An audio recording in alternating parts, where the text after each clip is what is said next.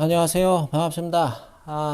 제 33년 인생에 그 화두를 하나만 꼽아보라고 한다면 그 삶이란 무엇인가?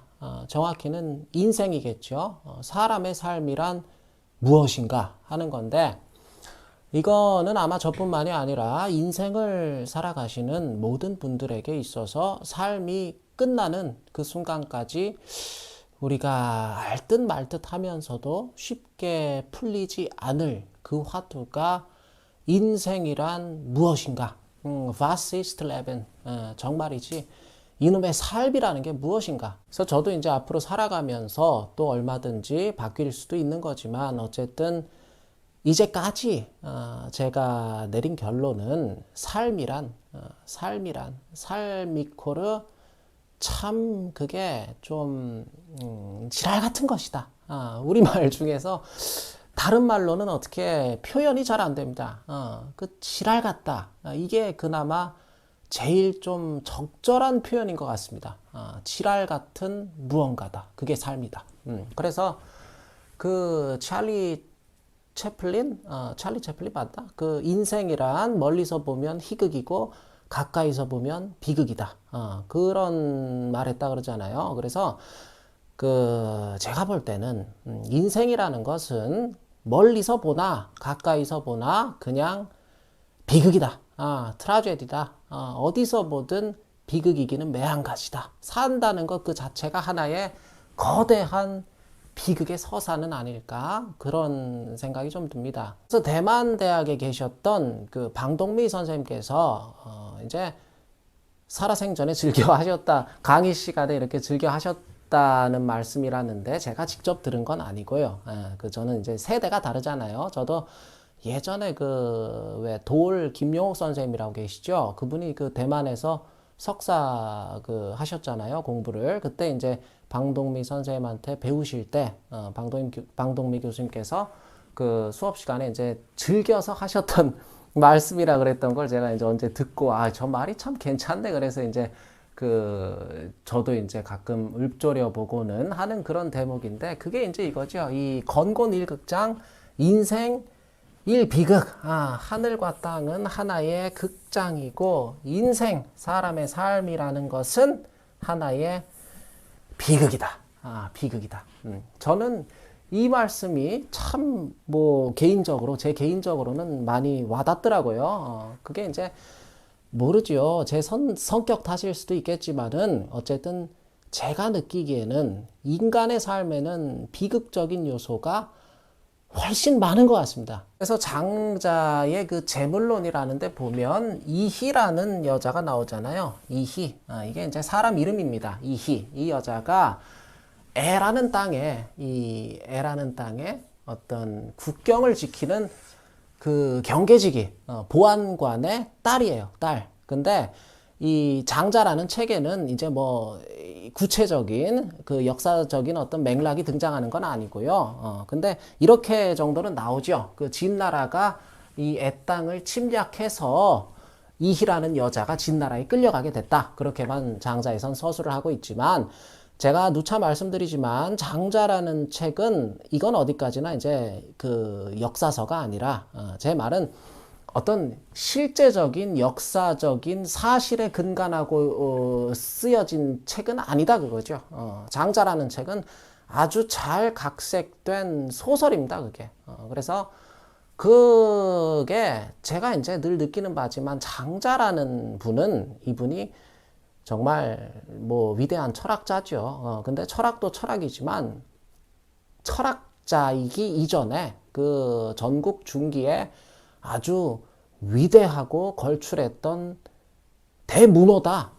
아주 뛰어난 문학자고 연출가고 소설가다. 그런 느낌을 참 그 장자라는 책을 탐독하면 할수록 많이 받게 되는 것 같습니다. 그래서 사마천이가 쓴 그 진세가에 보면 그런 내용이 나옵니다. 우리가 되게 사기라 그러면 열전을 많이 말씀을 하시는 경우가 많고 시중에 사기라고 해서 나와 있는 책들도 그게 이제 가만히 살펴보면은 사기 열전을 되게 이제 사기라고 해서 이제 출판을 해 나온 경우가 많은데, 그리고 우리가 이제 사기라 그러면 이제 되게 열전을 보시는 경우가 많긴 하죠. 그 사기라는 것 자체가, 기전체라는 것 자체가 이제 본기와 열전을 얘기하는 거기 때문에, 그래서 사실 뭐 본기라는 것은 그 어떤 이 왕들의 어떤 뭐 계보라든지 사건이라든지 이제 뭐 그런 것들이기 때문에 사실 뭐 이게 좀 지루합니다.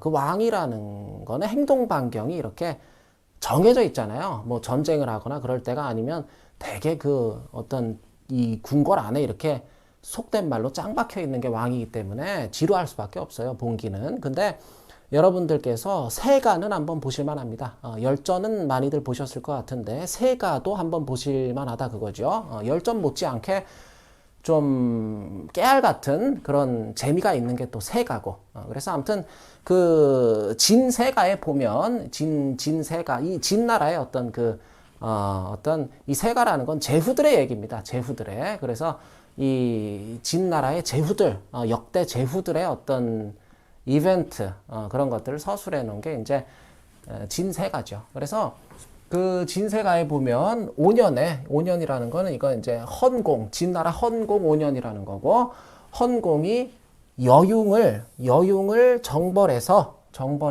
얻었다 그거죠. 이 이희하고, 아까 이희라는 여자하고 이희의 동생을 얻었는데, 이 둘 모두를 이 애행이라는 것은 두 자매를 아무튼 침략을 해서 두 자매를 이렇게 얻은 건데, 그 두 자매를 모두 유달리 좀 귀여워하고 사랑했다, 그런 뜻이죠. 애행이라는 것은. 그러니까 이제 장자라는 책에는 보면 이희만 나와요. 이희만 나오지만 아마 이희의 동생까지도 역사적인 어떤 맥락에서 봤을 때는 이희의 동생까지도 두 자매가 다 이 두 자매가 그러니까 이 여융족이었겠죠. 이 두 자매가 여융족이었는데, 그러니까 쉽게 말해서 그거야. 진나라에서 이제 헌공 5년에 진헌공이 여융족을 정벌했는데, 정벌을 마치고 본국으로 돌아가는 길에 그 국경 근처에서 이 애땅을 정벌한 거, 이게 여융이에요. 애가. 그러니까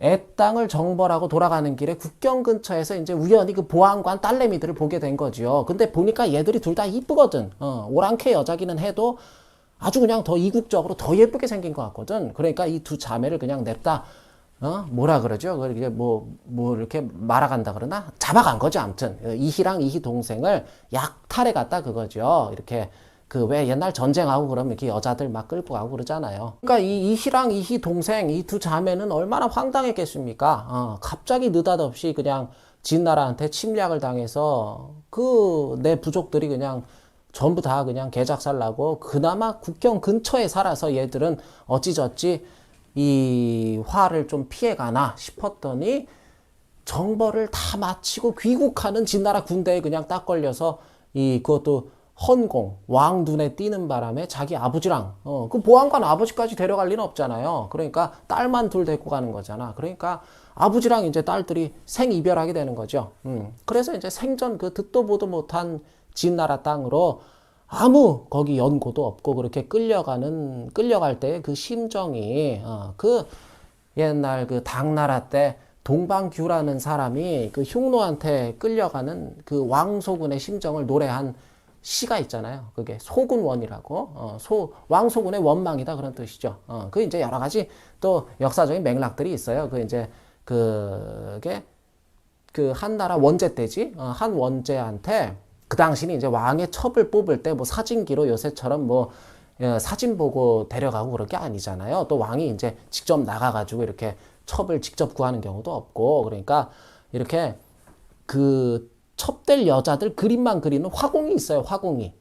근데 이제 그 화공한테 돈을 좀 이렇게 막말로 좀 이렇게 선물도 좀 찔러주고 그러면 이제 좀 못난 여자도 이쁘게 그려주고, 또 이렇게 그런 거를 뇌물을 안 주고 그러면 아주 이쁜 여자인데도 그냥 못나게 그려놓고, 그러니까 왕은 그 그림만 보고 판단하기 때문에 누가 이쁘고 누가 못나고 그런 거를 이제 그 화공 그림만 보고 아는데, 그 흉노가 쳐들어와서 이제 하는 수 없이 이 한나라 여자들을 전부 포로로, 이렇게 뭐라 그러지? 그거를 이제 뭐 곡물로 바친다 그래야 되나? 그 당시에 그렇게 보내는데, 아, 거기 껴있는 왕소군이라는 여자를 보니까 이게 기가 막힌 미인이거든. 그러니까 이제 원제가 그 저런 이쁜 여자를, 그러니까 이 왕소군은 이게 돈이 없으니까 이제 제때 뇌물을 못 준 거죠. 그 화공한테. 그러니까 저렇게 이쁜 여자를 못나게 그려서 흉노한테 뺏기니까, 전쟁에서 그렇게 박살난 것도 성질난데 그 예쁜 여자까지 그렇게 뺏기니까 얼마나 화가 났겠어요. 자기한테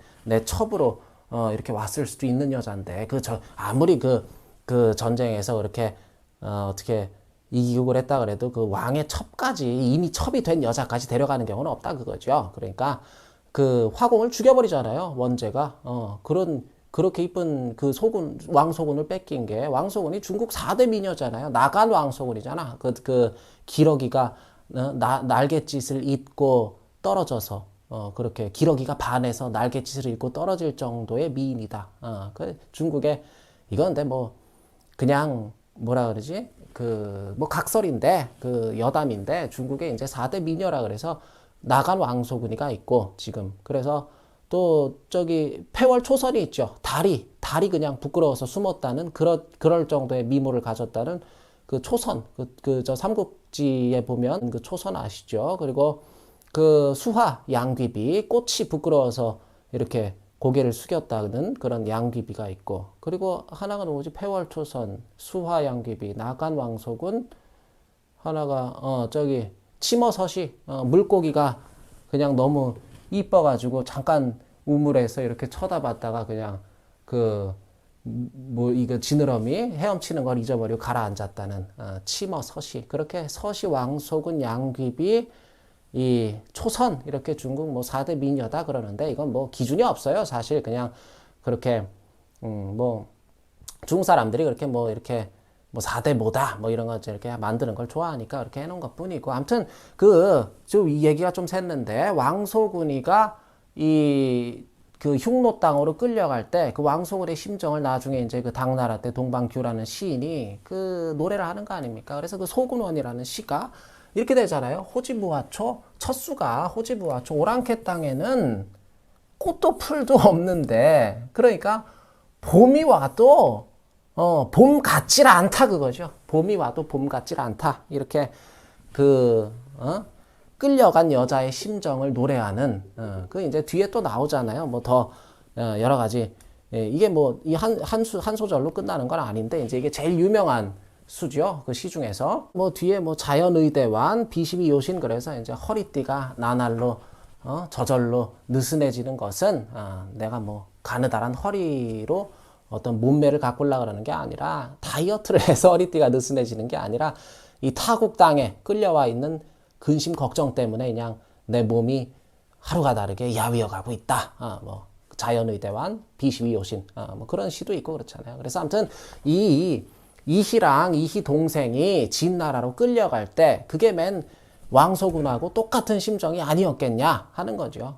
그래서 장자에 보면 장자가 체읍점금이다 이런 표현을 쓰잖아요. 이 아주 그냥 눈물을 흘려서, 뚝뚝뚝 눈물을 흘려서 이 옷깃을 다 적실 정도로 그렇게 얼마나 눈물을 흘렸던지, 죽도록 끌려가기 싫으니까.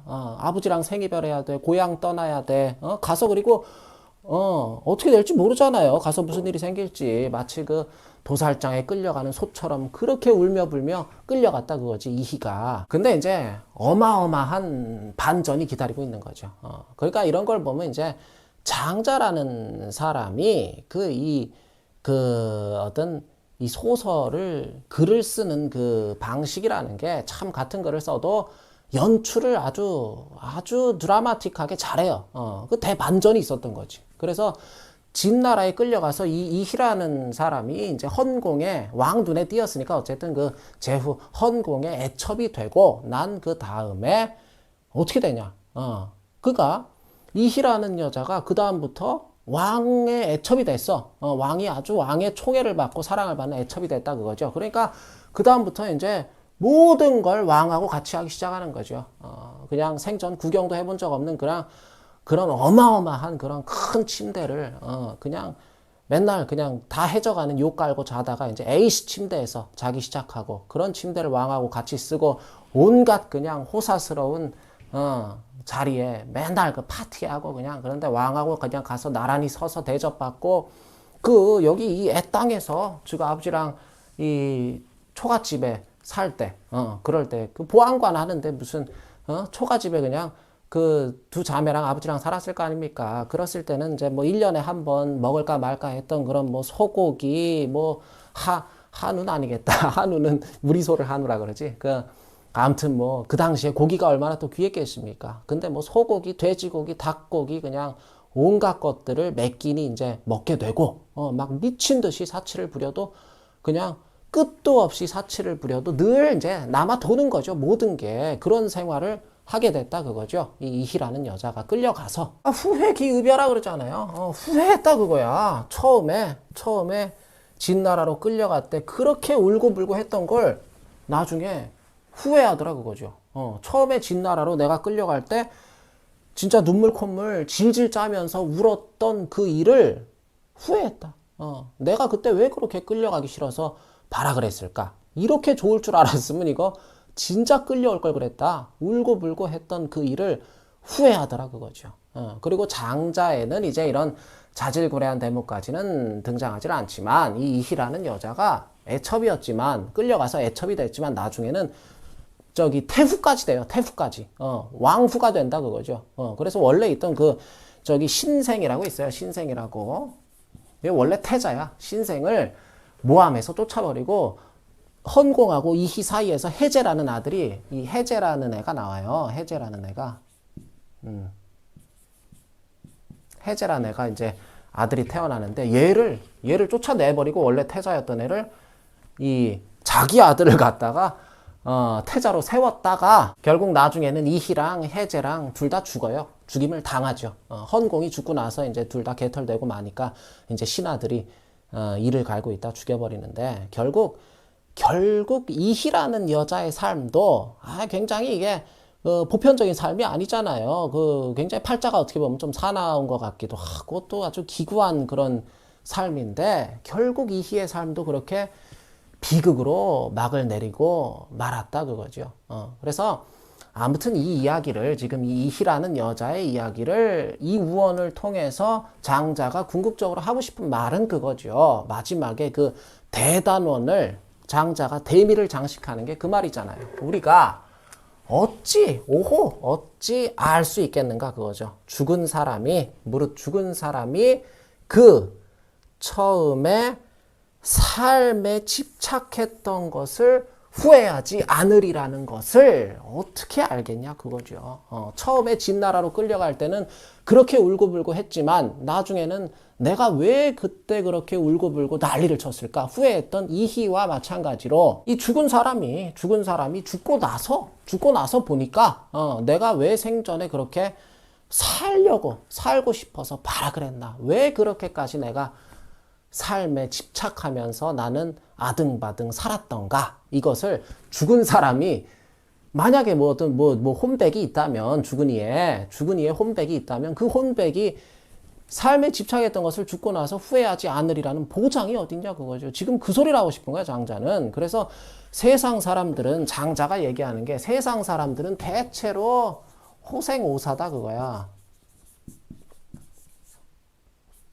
호생오사다. 삶을 좋아하고 죽음을 싫어한다 그거죠. 세상 사람들이. 그렇잖아요. 세상 사람, 우리가 저도 그래요. 죽는 게 무섭고 사는 게 좋지. 근데 아무튼 우리가 대체로 삶을 좋은 것으로 여기고 죽음은 나쁜 것으로 치부하는 경향이 우리에게 있지만, 오히려 죽음이 삶보다 나을지 그거를 누가 알 수 있겠냐고 하죠.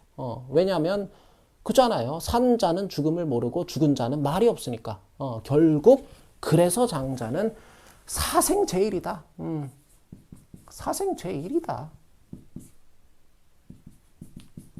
사생제일이다. 삶과 죽음이 하나다. 똑같은 것이다. 제일 매한가지다. 그러니까 삶이 죽음보다 반드시 더 낫다는 보장도 없고, 반대로 이 죽음이 삶보다 더 낫다는 보장도 없는 것이다. 무엇이 나은지 우리는 알 수가 없다 그거죠. 그러므로 사생제일이다. 삶과 죽음은 가치론적으로는 똑같은 것이다 그거죠.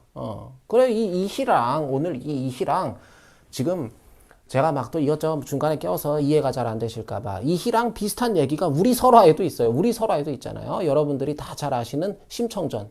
심청이도 처음에 심청이가 인당수에 빠져서 죽기 전에는 얼마나 울고불고 그냥 죽기 싫어서 나 죽으면 지금 앞 못 보는 우리 아버지는 어쩌나 공양미 300석이면 뭐 그 스님이 공양미 300석 바치면 그 눈을 뜰 수 있다 그래서 인당수에 몸을 던지는 거 아니에요. 공양미 300석이면 눈을 뜰 수 있다는 그 말이 만약에 그 스님 말씀이 거짓말이면 어떡하지? 그럼 난 정말 이거 그죠? 정말 개죽음인데 아무 의미 없는 죽음이잖아. 실제로도 그 공양미 300석에 신봉사가 눈을 못 뜨잖아요. 그 사기당한 거잖아. 그러니까 그럼 그 심청이가 이제 심청이 다시 돌아와서 심청이가 그 용궁에 갔다가 어떻게 돼? 그 용왕이 심청이의 사연을 뭐 들어보고 참 이게 좀 애잔하고 안 됐다 싶으니까 어떻게 다시 살려주나? 뭐 환생을 시켜주나? 어떻게 해서 심청이가 결국 심청이도 뭐 왕비가 되나 그러잖아요.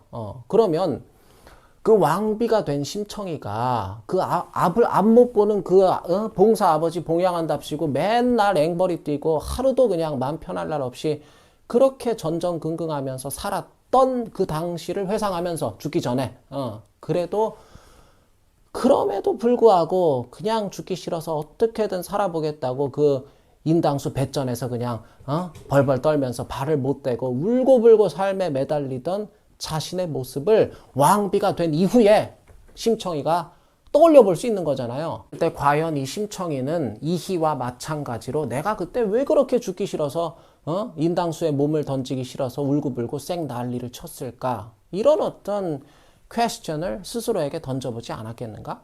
저는 그걸 묻고 싶다 그거죠.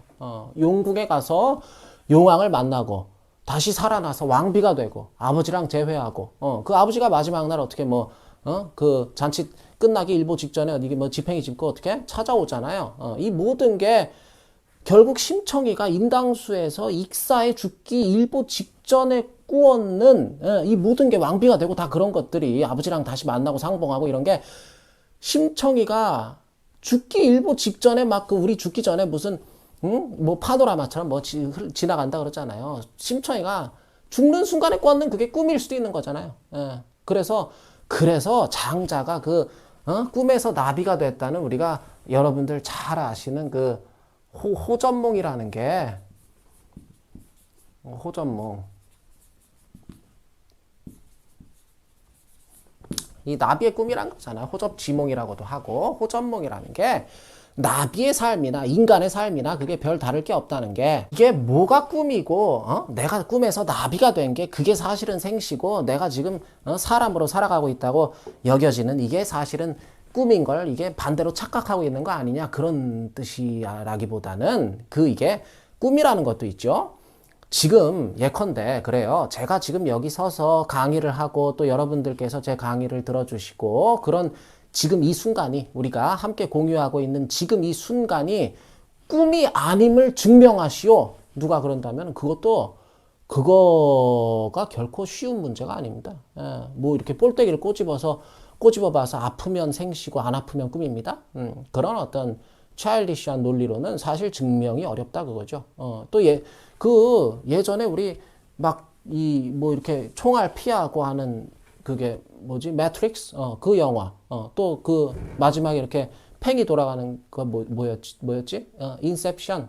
그런 영화들도 태제가 굉장히 그게 사실은 이 호접지몽이에요. 태제가 굉장히 동양적인 태제죠. 사실은 그게. 장자가 하고 싶은 말은 그겁니다. 뭐가 꿈이고 뭐가 생신지 우리는 사실은 알기 어렵고 알 수도 없다 그거죠. 어떻게 논리적으로 이게 지금 이 순간이 꿈이고 꿈이 아닌 거, 뭐 생신 거를 어떻게 논리적으로 증명할 거냐 그런 문제라기보다는 꿈이 더 나은지 나비가 되었던 그 꿈이 더 나은 건지 아니면 사람으로 돌아온 생시가 더 나은 건지 모른다 그거야. 죽음이 더 나은지 삶이 더 나은지 뭐가 좋고 뭐가 나쁜지 우리는 모른다.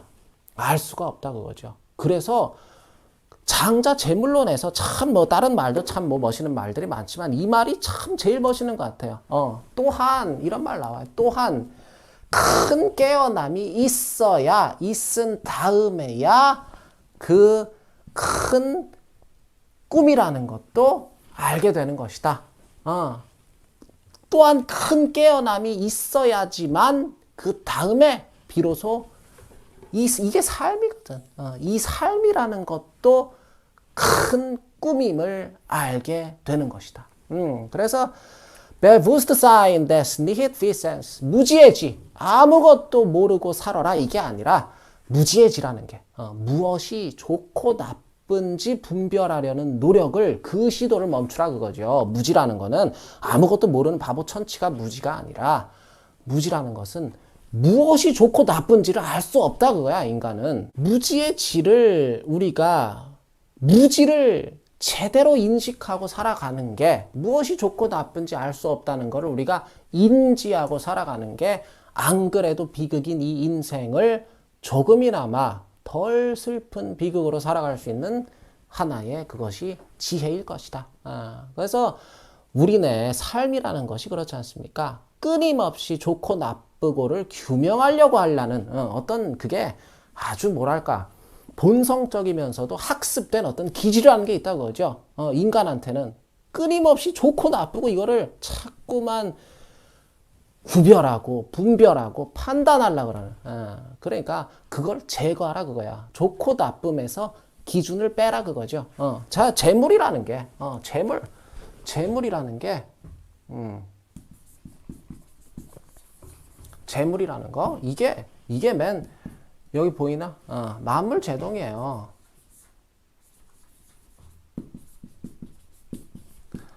만물제동. 만물은 한 가지로, 만물을 한 가지로 가지런히 하다. 만물을 이 재라는 거는 하나로 이렇게 뭉뚱그린다는 거라고 제가 말씀드렸잖아요. 그게 하나로 뭉뚱그린다는 거는 다 똑같아진다는 소리야. 아주 이 안에서. 그러니까 맨 기준을 빼라 그 소리입니다. 기준을 제거하라. 그러니까 기준을 빼면 어떤 일이 생기냐면, 세상 만물과 이 장자 철학에서 물이라는 것은, 이거는 항상 이게 이벤트예요. 어떤 물건이 아니라 이벤트다 그거죠. 어떤 사태를 물이라 그런다고, 장자 철학에서는. 그러니까 우리가 삶을 살아가면서 좋고 나쁘고 이런 기준만 뺄 수 있어도 세상 만물, 세상 모든 사태라는 것은 저절로 그게 가지런해지고 그래서 계일이다. 모두가 같아지는 것이다. 같아지는 것이다. 그래서 이게 그 어떤 근대적인 서구에서 막시즘이라든지 어떤 근대의 평등에 대한 논의보다도 이것보다 더 위대한 평등론은 인류 역사상에 없다고 봐야죠. 그래서 삶에서 좋고 나쁨을 분별하려는 그 기준을 빼라. 우리 끊임없이 우리가 하는 일이 뭡니까? 하루 종일 살아가면서 좋은 사람, 싫은 사람, 좋은 일, 나쁜 일, 여기는 좋은 직장, 저기는 나쁜 직장, 어디는 좋은 학교, 나쁜 학교, 좋은 요일, 싫은 요일 다 빼라 그거야. 그 기준을 빼라. 그리고 이제 나중에 시비호호 그러잖아요.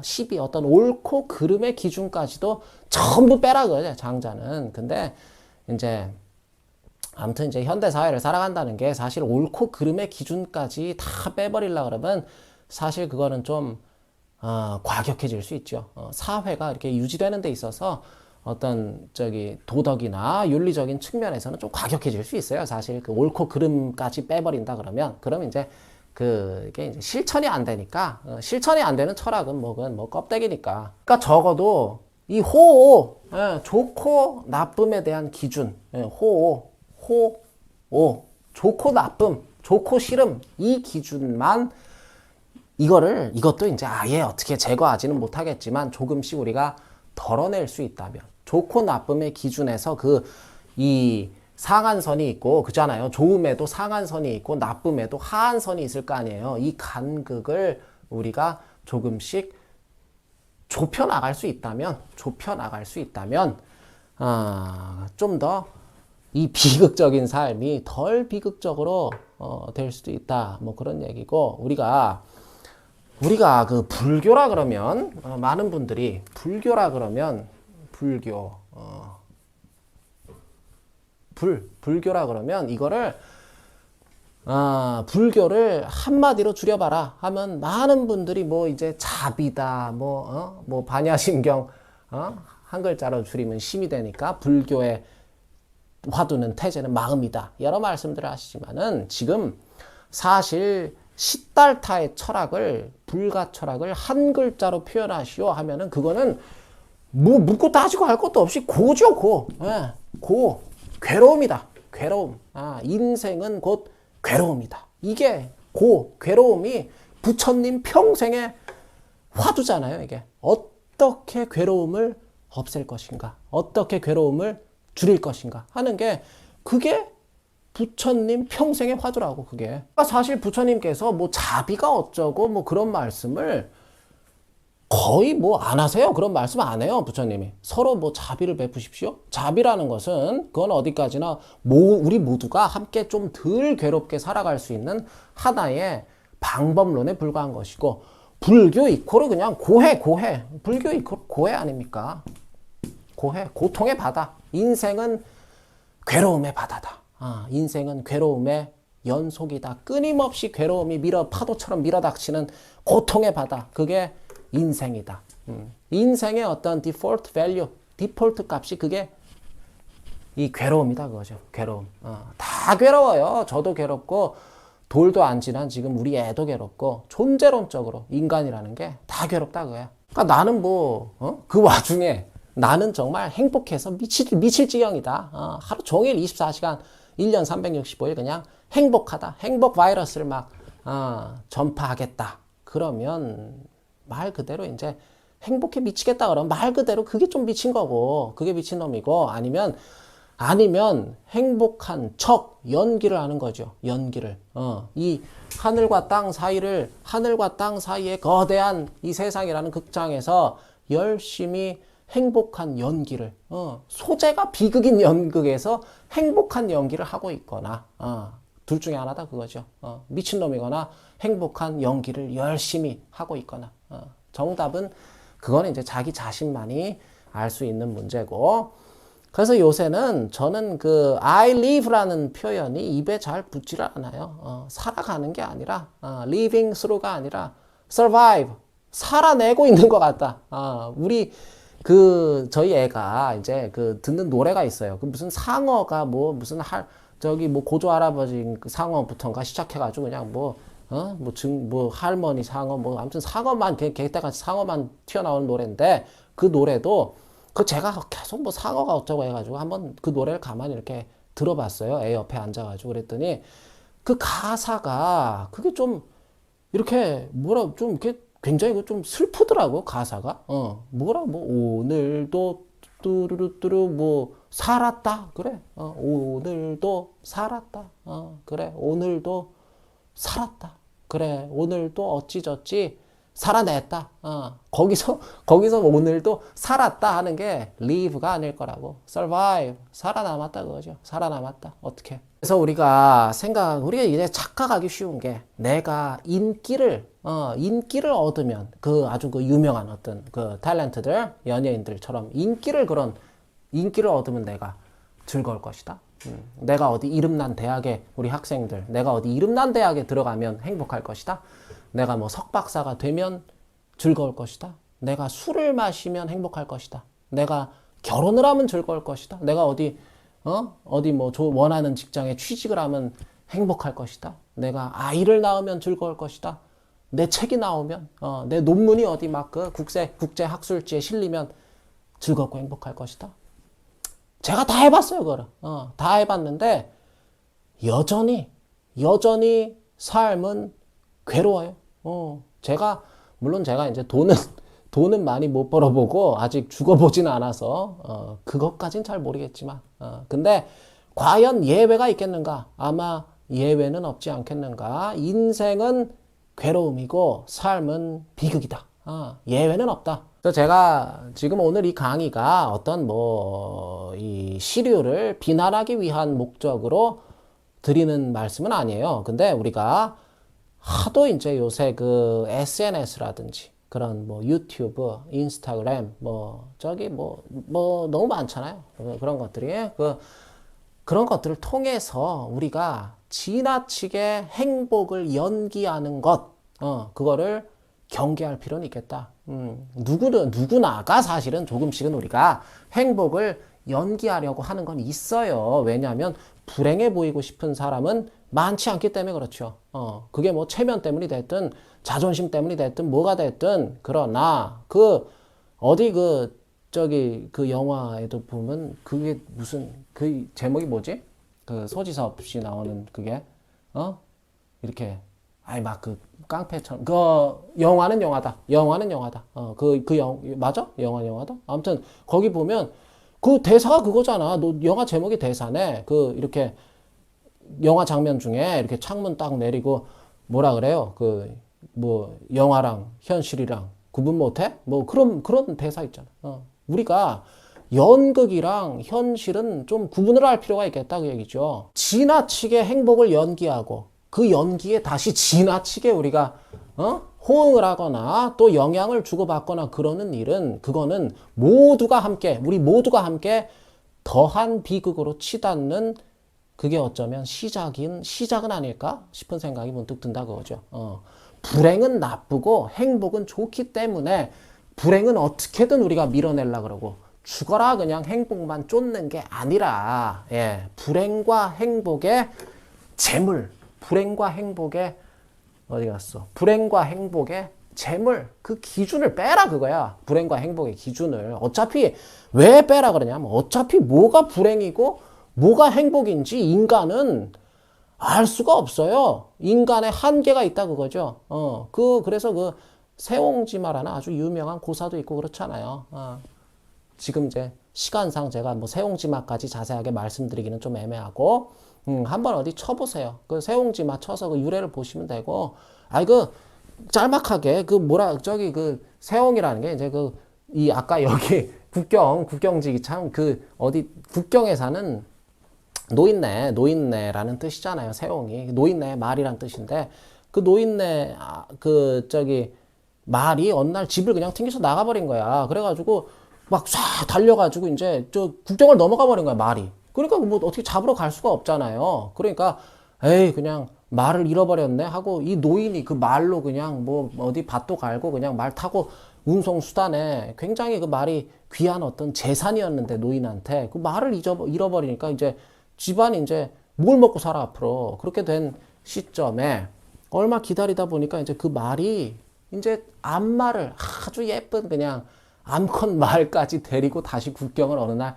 넘어오더라 그거죠. 그러니까 거의 뭐 로또 맞은 수준이죠. 졸지에 이제 말이 2마리 재산이 2배로 부은 거야.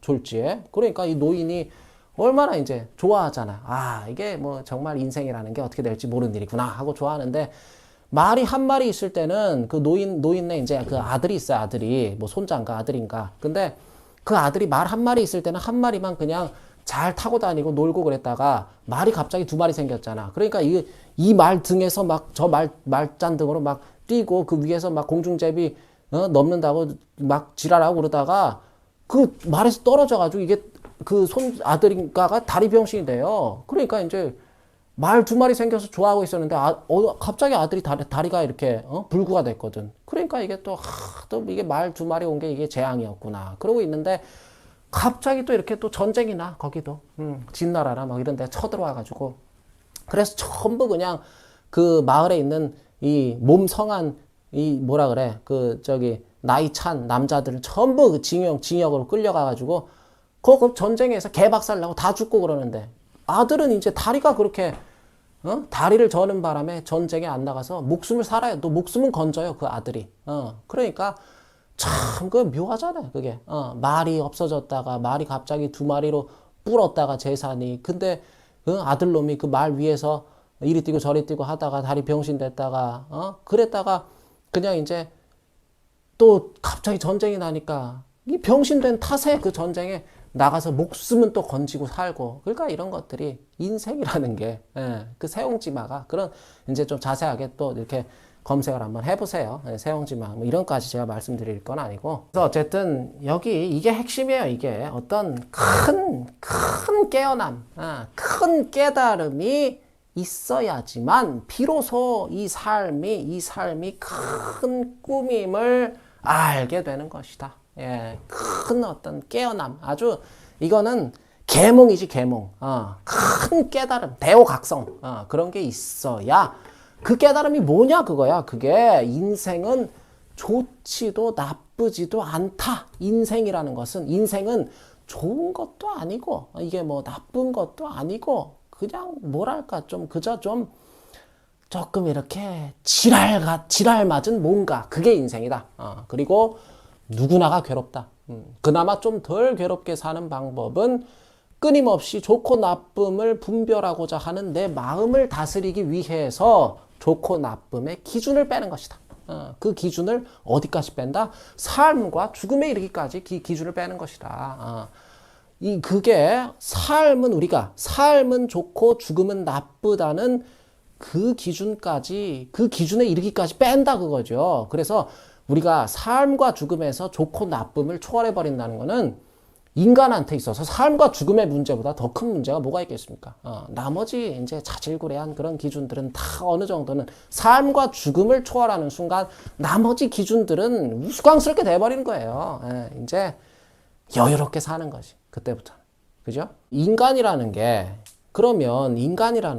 인간은 그냥 우리가 인간을 감정의 동물이라 그러잖아요. 인간이라는 게 좋은 감정도 그러면 좋은 감정도 싫은 감정도 아무 감정을 느끼지 말고 그렇게 로봇처럼 무미건조하게 살라는 말이냐 하면은 지금 이게 감정을 느끼지 말라는 게 아니라 분별을 하지 말라는 거죠. 분별을. 감정이라는 것은 우리가 감정을 느낀다고 표현하지만 감정이라는 건 엄밀하게 따지면 느끼는 게 아니에요. 그냥 드는 거예요, 감정은. 내가 억지로 어떤 감정을 느끼는 게 아니잖아요. 그 영화 같은 것도 이렇게 우리가 뭔가 이렇게 감동적인 어떤 뭘 본다 그거야. 그랬을 때 지절로 막 눈물이 쏟아지고 뭐 그런 경우가 있는 거지. 지절로 어떤 그 감정이 들어서 거기서 뭐 억지로 슬픈 척을 하고 뭐 그런 경우도 뭐 있을 수는 있겠죠. 근데 그거는 이제 거짓된 감정이고 항상 그 속으로는 진짜 내 감정은 나만이 아는 거니까 이 감정이라는 것만큼 사실 정직하고 솔직한 건 없는 거잖아요. 그래서 항상 문제가 되는 거는 뭐냐면 이거야 이거. 머리, 이성과 논리, 로고스, 어떤 분별과 판단. 매 순간 그냥 우리가 할 일은요. 매 순간 최선을 다해서 살아내는 거죠. 내 힘이 닿는 데까지. 내 그릇것, 내 영양것, 내 분수것 매 순간 그냥 정말 성실하게 최선을 다해서 survive, 살아내는 것. 그게 정말 어떤 method acting 아닙니까? 매 순간 성심성의껏 최선을 다해서 내 분수껏 그렇게 살아내는 것. 그래 봤자 비극이에요. 비극인 거는 매 한 가지지만 그 가운데 그 과정 속에 우리가 웃음꽃이 그래도 잠시나마 웃음꽃이 피어나는 순간들이 우리가 그렇잖아요. 비극이라 그래서 처음부터 끝까지 질질 짜기만 하는 건 아니잖아요. 그건 극이 아니지. 그거는 그냥 뭐랄까. 그냥 슬픔 그 자체고. 비극이라도 그 속에 어떤 사랑의 아름다움도 있고 또 우정의 어떤 그 속삭임도 있고 또 어떤 의리의 감동도 있고 아무튼 그런 거잖아요. 근데 이 인생이라는 이 비극에서 희극적인 요소가 하나라도 더 많아지게 되는 그 길이 그게 정말 아까 제가 말씀드린 성심성의껏 최선을 다해서 현재를 살아내는 거. 그 메소드 액팅이다. 그거죠. 현실 기반 연기다. 있지도 않은 행복을 억지로 연기하고 또 그걸 무작정 그냥 진짜 그런 줄로만 알고 따라하려는 그거는 삼류 연기야. 삼류 연기 진짜. 아무튼 여러분들께서도 또 저도 우리에게 얼마나 남았는지는 알 수가 없습니다.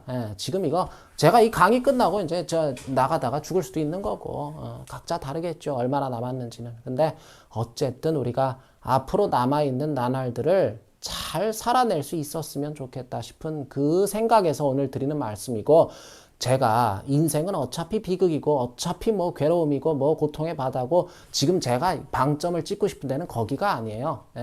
인생은 비극이 돼.